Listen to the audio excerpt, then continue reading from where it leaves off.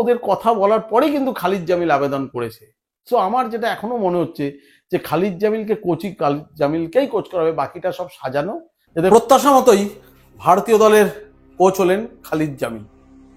যারা আমার দুলাল দে অফিসিয়াল এই ইউটিউব চ্যানেলে দেখেছেন, অর্থাৎ 25 জুলাই মোস্ট প্রবাবলি আমার একটা ভিডিও ছিল যে খালিদ জামিলকে আগেই ঠিক করে রাখা হয়েছে।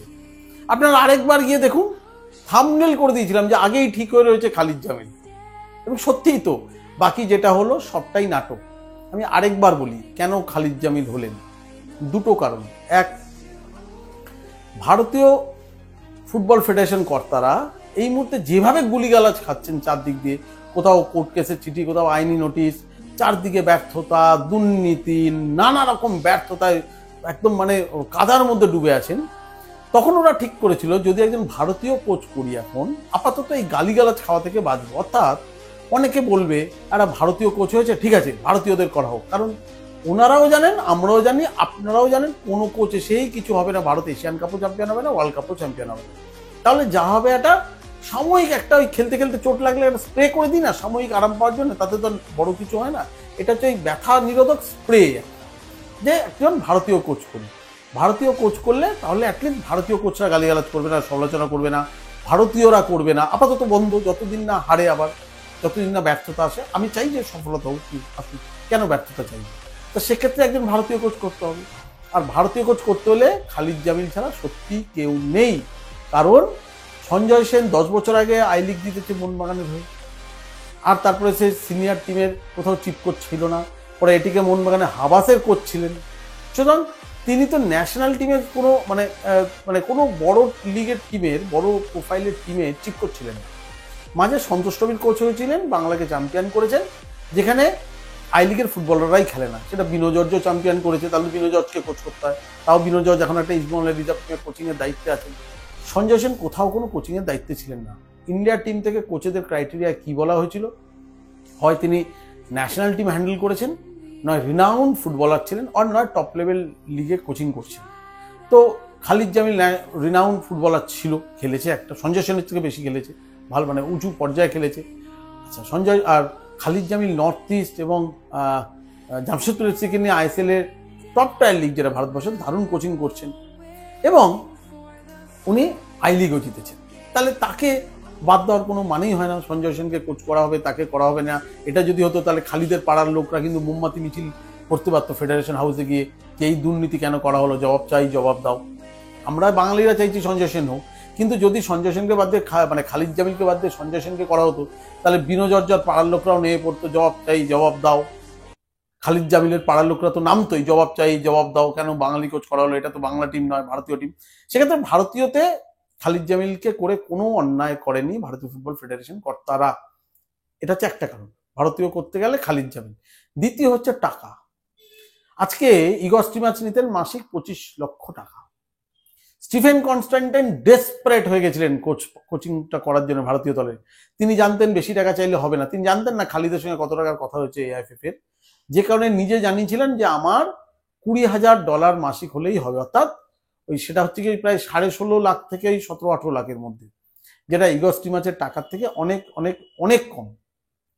খালিদ জামিল সেখানে মাসিক 10 লক্ষ টাকায় রাজি হয়ে গিয়েছেন, অর্থাৎ বছরে মাত্র 1,20,00,000, যেটা যে কোনো আইএসএল এর প্লেয়ারের থেকে অনেক কম। আজকে লিস্টন ক্রসওভার 2,10,00,000, সেখানে ন্যাশনাল টিমের কোচের বেতন অনেক অনেক অনেক কম। লিস্টন যখন যাবে ভাববে আমার থেকে তো হাফ স্যালারি পায় আমার ন্যাশনাল কোচ। সো এরকম ন্যাশনাল কোচের স্যালারি যদি সঞ্জয় সেন হতো সেটা আরো কম হতো, আরো কম, কারণ সঞ্জয় সেন ডেসপারেট ছিলেন ন্যাশনাল টিমের কোচ হতে চাই, এবং সেক্ষেত্রে আরো কম হতো। তো অর্থ কম প্লাস ভারতীয় চাই, তাই খালিদ জামিল। এবং এই যেটা আজকে হলো সেটা নাটক। কারণ আমি সংবাদ প্রতিদিনে কপি লিখেছিলাম একটা, যে খালিদ জামিলকে কোচ করার জন্য কল্যাণ চৌবের দুজন অ্যাডভাইজার আছেন। একটা হচ্ছে বিমল ঘোষ, প্রাক্তন কোচ, যিনি কল্যাণ চৌবের প্রচন্ড ঘনিষ্ঠ, বোম্বের লোক। আরেকজন হচ্ছে আরমান্দো কোলাসো। দুজনেই বলেছিলেন, কারণ আরমান্দো কোলাসো যখন নিজে কোচ হতে পারছিলেন না, তখন অনেকবার সওয়াল করেছেন যে আমি এতবার আই লিগ চ্যাম্পিয়ন, কেন ভারতীয় কোচ নেওয়া হবে না, কেন ভারতীয় কোচ নেওয়া হবে না। তাকেও দায়িত্ব দেওয়া হয়েছিল কিন্তু ইন্ডিয়া টিমের কোচের, দায়িত্ব। বব হাউটনের পর আর্মান্দো কোলাসোই কিন্তু ইন্ডিয়া টিমের দায়িত্ব পেয়েছিলেন। তো যাই হোক, তাকেও দায়িত্ব দেওয়া হয়েছিল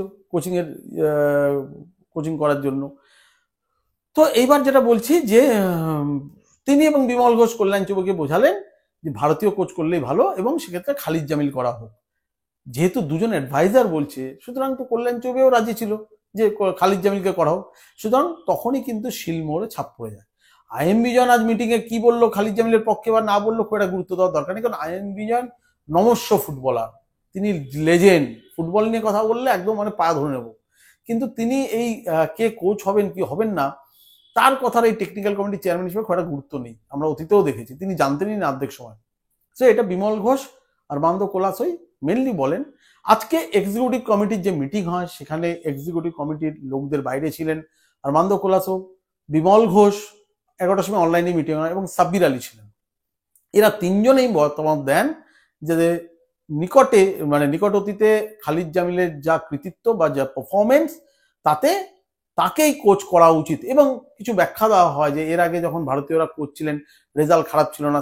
সুখবিন্দর সিং এর কথা উল্লেখ করা হয় যে সুখবিন্দর সিং যখন কোচ ছিলেন কিন্তু ভারতীয় দলের র্যাঙ্কিংটা যথেষ্ট ভালো ছিল। তাহলে আমরা আরেকবার ভারতীয় দলের কোচকে একটা সুযোগ দিয়ে দেখি, তিনি যখন ভালো কোচিং করছেন। তাই খালিদ জামিলকে দেওয়া হয়েছে। আইএম বিজয়নও মত দিয়েছে। নাম উঠেছিল স্টিফেন কনস্ট্যান্টাইনের, তুলতে হয় বলে, নয় নাটক ভালোভাবে জমে না, কেউ তো তুলবে। সবাই যদি খালিদ খালিদ করে, সে বাইচুংকে ভোটে হারানোর মতো সবাই ভোট একদিকে দিয়েছিল, একজনকে ইচ্ছা করে কোষারজুকে ছেড়ে রাখা হয়েছিল সেরাতে যে একটা ভোট অন্যদিকে যাক, না হলে আর ওই সমালোচনা মানে বলা হবে কিনা না একদম নিরপেক্ষ ভোট হয়েছে, সেরকম দু একজনকে ছেড়ে রাখা হয়েছিল। তারা স্টিফেন কনস্ট্যান্টাইনের নাম বলে। কিন্তু স্টিফেন কনস্ট্যান্টাইন এর আগে দুবার কোচ হয়েছে ন্যাশনাল টিমের। সে তাহলে আবার তৃতীয়বার যদি কোচ হয়, তাহলে আগে যে দুবার বাদ দেওয়া হয়েছে তাহলে সেটা ভুল সিদ্ধান্ত ছিল। যদি এত ভালোই কোচ হবেন তাহলে তাকে কন্টিনিউ করা হয়নি কেন? আবার যদি তাকে থার্ড টাইম কোচ করা হয়, সে তো ইস্ট বেঙ্গলেও এখানে কোচিং করে গেছে, আইএসএল কিছু করতে পারেনি, প্রচুর সমালোচনা হয়েছে। তাহলে তার থেকে আইএসএল এ ভালো কোচিং করেছে খালিদ জামিল। স্টিফেনের আরো একটা যেটা প্রবলেম, সে ওই মাসে $20,000 চেয়ে বসেছে, যা খালিদ জামিলের থেকে অনেক অনেক অনেক বেশি। এটা ঘটনা যে যদি বিদেশি কোচ নিতে হয় ভারতীয় ফুটবলকে উদ্ধার করার জন্য, তাহলে সেই লেভেলের কোচ নিতে হবে। সেই লেভেলের কোচের কি স্যালারি হয়? ওই জাভির ক্ষেত্রে টের পাওয়া গেছে। জাভির ব্যাপারটা মজা হলেও যখন সবাই খোঁজ করছে কিরম বেতন, জানা গেল জাভির বেতন বার্ষিক 100 কোটি টাকা। ভারতীয় ফুটবলের অত বাজেটই না, ঠিক আছে। আজকে যখন এএফএফ এর এক্সিকিউটিভ কমিটি মিটিং হচ্ছে, তখন একজন সদস্য প্রশ্ন তুলেছিলেন যে আমাদের তো বাজেট করা হয়েছে ডিসেম্বর পর্যন্ত, হাস্যকর ভাবে জানুয়ারি থেকে কোচের বেতন কি হবে? আসলে কোচের বেতনটা এত কম। ফেডারেশন সভাপতি কল্যাণ চৌবে উত্তর দেন যে ওটা আমরা ম্যানেজ করে নেবো। ম্যানেজ করে কিভাবে হয়? তখন হয়তো এএফএফ এর ইলেকশনই হয়ে যাবে, কল্যাণ চৌবেই থাকবে কিনা ঠিক নেই, বা উনি থাকতেও পারেন। উনি থাকলে বলেছেন ম্যানেজ করে নেবেন। কিভাবে ম্যানেজ করবেন? যে ন্যাশনাল কোচের বেতনটা কিন্তু আমাদের কেন্দ্রীয় ক্রীড়া দপ্তর থেকে 1 টাকা দেওয়া হয়। তো সেই ক্ষেত্রে 10 লক্ষ করে মাসে, মানে বার্ষিক 1,20,00,000, এটা কোনো খালিদ জামিলের বেতনটা টানার জন্য কোনো টাকাটা সমস্যা হবে না এএফএফ এর ক্ষেত্রে। তাই বলে যে ঠিক আছে আমরা ম্যানেজ করে নেব। আর খালিদ জামিলের বিরুদ্ধে একটি কথাও ওঠেনি। আমি তো বললাম, সেহেতু সংবাদপত্র দিনে যা আগে লিখেছিলাম যে বিমল ঘোষ এবং আর্মান্দো কোলাসোর পরামর্শ মতো মানে পরামর্শই দিয়ে বসে আছেন খালিদ জামিলকে কোচ করতে। আর আমি 25শে জুলাই যে ভিডিও করি আমার ইউটিউব চ্যানেলে, দুলাল দে অফিসিয়ালে, এই ইউটিউব চ্যানেলে, যে আগেই ঠিক হয়ে গিয়েছেন খালিদ জামিল। আপনি দেখুন সব একদম প্ল্যান মাফিক হয়েছে। যেরকম ভাবে লিখেছিলাম যে মানালো মার্কেজ হংকং ম্যাচের পর নেই, উনি পদত্যাগ করে চলে গেছেন, তখন ওই এফএফ ধামাচাপা দিতে গেছিল না আমরা প্রেস কনফারেন্স করবো, আমরা এক্সিকিউটিভ মিটিং ডেকে এই ব্যাপারটা নিয়ে আলোচনা করবো। এক্সিকিউটিভ মিটিংটা হয় ওই হাততোলা মিটিং, এটা নিয়ে কিচ্ছু ভাবার কিছু নেই। আগে সব ঠিক করা থাকে, নাহলে আমি জানলাম কি করে যে খালিদ জামিলকে করা হবে, সব ঠিক হয়ে গেছে। সেরকম খালিদ জামিল ঠিক হয়ে গেছে।